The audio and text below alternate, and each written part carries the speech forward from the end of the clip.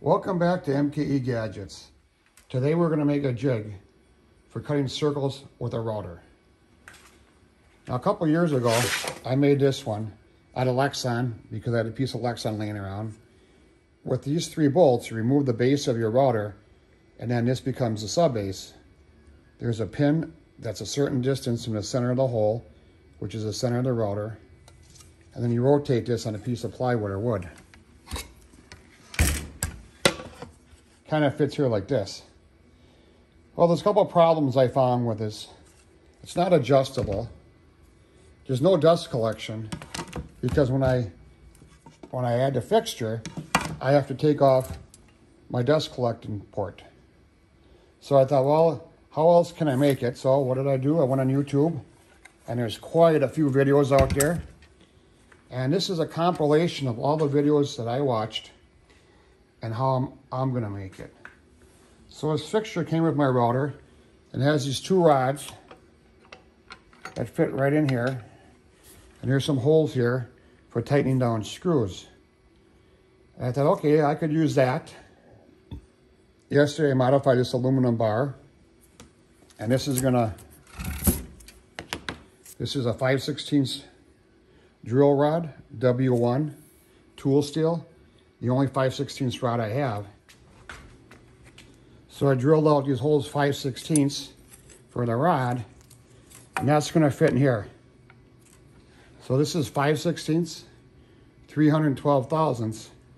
That hole is 290 thousandths. So I'm going to have to take the drill rod, cut 2 pieces, and turn down a diameter here on the lathe about 1 inch long so it fits into this hole. Then I'll put a little flat on there so the set screw will seat. So basically, it's going to be like this, sitting on there. Once this bar is attached to the router, so I got this 36-inch aluminum ruler free after a rebate from my Ultra Mega Big Box store. I'll bolt these 2 together, and that's going to be my beam. And out here, I'm going to take another piece of aluminum, and on the bottom, I'll have the rotating pin, and on the top, I'll have a piece of Lexan so we can read the ruler.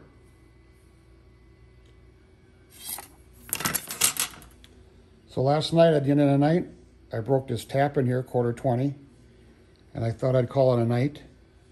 So this morning I come out to the shop, found a piece of aluminum that was the right size. Before I cut this piece out of here, I thought, why don't I put my grooves in both pieces? So it'll be a groove all the way through both. Then I'll cut it apart. Then I'll take the rest of this piece after that's cut off, and I'll start working on that. So let's go over to the mill. First we gotta do is mill a slot that's wide enough for the ruler. That's 1 inch, 125 wide.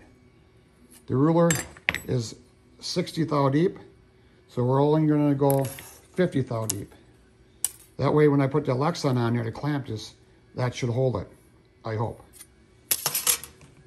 Let's take these 2 blocks over to the Bridgeport mill. So here we are at the Bridgeport mill, and I have to make one of these out of this block. So I found the center of the block in 2 directions. Now we got a miller's groove all the way through there. For that, I'm using 9/16 2-flute high-speed end mill. So with the 9/16 end mill, I'll come down a -Z of 50 thousandths. I'll do a pass, and I'll move over to the left, and I'll move over to the right until I have 1 inch, 125. Before I move it out of here, I check with my yardstick to make sure I have the width just perfect.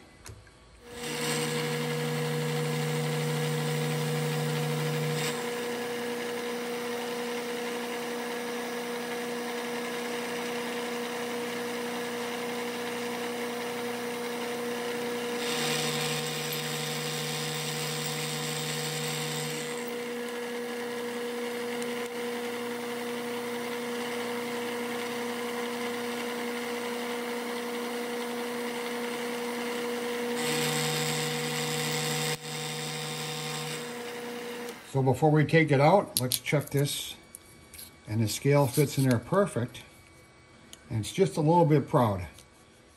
So you can see, first one I made, I broke the tap off in there. And that's because I had these holes drilled first. And then I drilled this hole and I tapped it and it got bound up in there.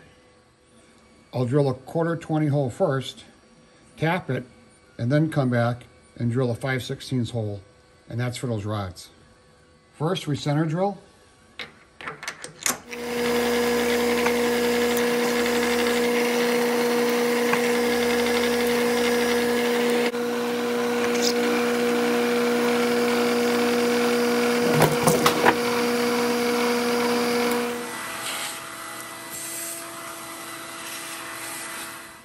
You can see when I went in with that center drill, I went a little bit deeper and I added a nice chamfer. That will help us when we thread next. So here's my 1/4 broken tap. This is high-speed steel, so I'll save this. And if you've seen one of my recent videos, I turned broken 1/4 taps into a scribe. So check out that video.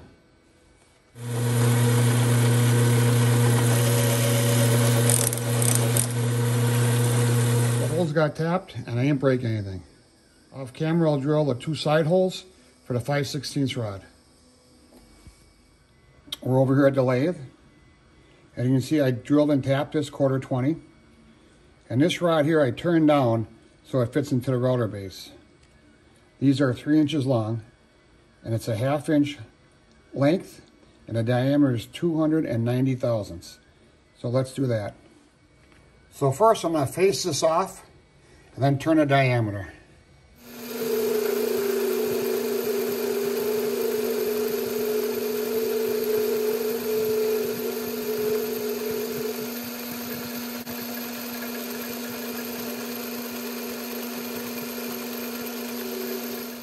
So I faced it and I just took a skim pass and we'll see where we're at.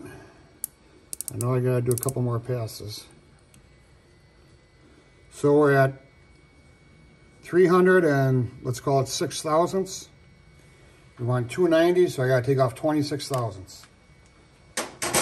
I'm gonna take it off in 2 passes.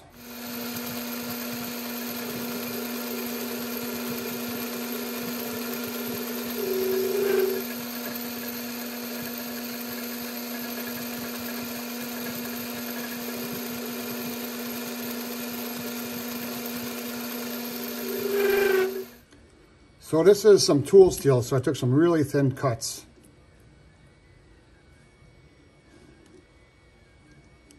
And we're at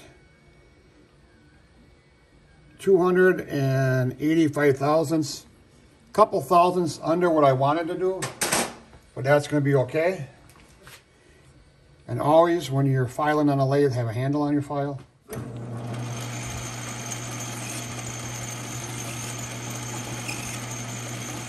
And that breaks the edge. We'll take this out and we'll go to the workbench and we'll put everything together we have so far and we'll check our progress. So with the rods inserted, that will go in there. We'll tighten it up and we'll tighten up this side. And that's pretty good there. I'm gonna call that good. So next we'll work on this block, and we got to drill and ream a hole for a 3/16 pin. That's what we're going to rotate on, and a couple smaller holes here, 1024, and a piece of Lexon's going to go over there. Let's go over to Bridgeport Mill. So I cut a piece of Lexon to fit on top of my block, and I removed the top protective paper. I got a ball end mill, 1/8 inch diameter, and I'm gonna put 3 grooves in there. Now the 3 grooves are gonna be red on that scale. The center groove will be the center of the cutting tool. When I cut a circle, I use a 3/4 inch cutter.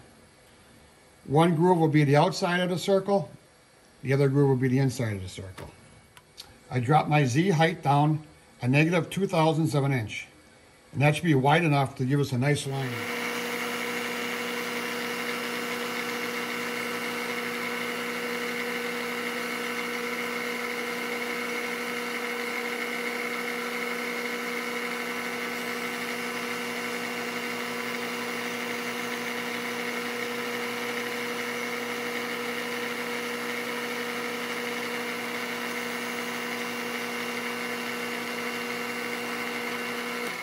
Now the grooves won't show up real good till we're done here. So you gotta trust me on that one. So now I'm gonna center drill and drill for the 2 holes to hold this down to the plate.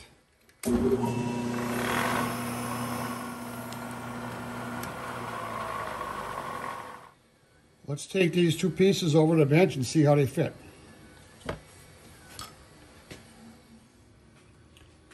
Well, here's the finished product, and this was a fun project. I did make some mistakes. So here's the first mistake I made. This is a Lexan cover. Here's the center line, and these 2 lines are supposed to be 3/8 apart. Well, that one's 1/4 inch apart. I made a new one. Making this, the first one, I broke a 1/4 20 tap. So I made a second one, and then I realized I should make all the screws the same size, 10/24. This is 3/4 of an inch, and the one I made is an inch, and that puts this scale a little flatter. I started out with a 36-inch scale, and that was way too big. It kept getting in the way, so I cut this one off here so I can do a 12-inch swing, and the rest of it I cut it off, and this will be for doing 24-inch circles. I can't imagine making a circle bigger than that. So I went to the hardware store, and I went to the real hardware store where people will help you and they know what they have. And I bought all my hardware there. So this is a 10/24 stainless steel cap screw. And they sell these little covers. This one's red, and the rest are black. I bought all the black they had. And these things are beautiful because they just snap into your cap screw, and then they turn your cap screw into a thumb screw. So now I can take this apart without using any tools. So on the 2 long screws that come out of the base, I put some springs on there, and I have 2 different springs. I'm gonna see which one works the best. I'm hoping the spring will put tension on there and it doesn't vibrate loose. I took the pins to the lathe and I put a little groove in there to help hold the screws in there. I put a flat in the 2 pins. It stops it from rotating. Before I machine the flat on there, every time I tighten up the cap screw, it would leave a mark, and that made it really hard to slide it in and out. So now any marks will be in the flat spot, and that's just going to help a whole lot more. So you can see my indicator line. That's set for 8, so that's 16 inches. The middle one is the center line that cuts on the center of a 3/4 inch cutter, and the other 2 grooves cut on the edge, the inside and the outside of a 3/4 inch cutter. 3/16 stainless steel dowel pin. All the hardware, everything is aluminum, stainless, and plastic. Nothing's going to rust or corrode on this. So this is the first circle cutting jig I made out of Lexan quite a few years ago. And I only cut 2 circles with it, and it was quite clumsy to adjust. So now here I just loosen up these 2 wing nuts, slide it out, and I'm good to go. So I made this for a project down the road. So stick around, in a future video, you'll see me use this. I'm really excited about this. Thank you for viewing my video. Please support me by subscribing and hit that bell so you get a notification. Check out my other videos. I have over 150 videos on YouTube. Thanks, we'll see you tomorrow.